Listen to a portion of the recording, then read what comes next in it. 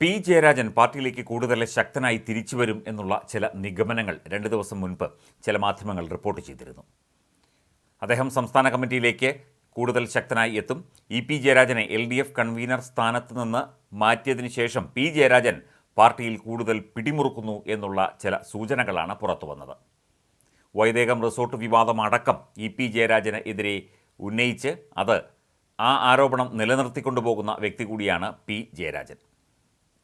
P മാറിയപ്പോൾ P Jayarajan പാർട്ടിയിലേക്ക് കൂടുതൽ ശക്തനായി എത്തുന്നു എന്നുള്ള സൂചനകൾക്കിടയിൽ അദ്ദേഹം പുസ്തകമെഴുതുന്നു എന്ന ഒരു വാർത്ത കൂടി പുറത്തു വരുന്നു. CPM കേന്ദ്ര കമ്മിറ്റി അംഗം പി ജയരാജന് പിന്നാലെ സംസ്ഥാന സമിതി അംഗം പി ജയരാജനും പുസ്തകമെഴുതുകയാണ്. പി ജയരാജൻ്റേത് ആത്മകഥയാണെങ്കിൽ പി ജയരാജൻ എഴുതുന്നത് കേരളത്തിലെ ഇസ്ലാമിക രാഷ്ട്രീയത്തെക്കുറിച്ചാണ്. കേരളം, മുസ്ലിം രാഷ്ട്രീയം, രാഷ്ട്രീയ ഇസ്ലാം എന്ന പുസ്തകമാണ് ഉടൻ പ്രസിദ്ധീകരിക്കാൻ പോകുന്നത്.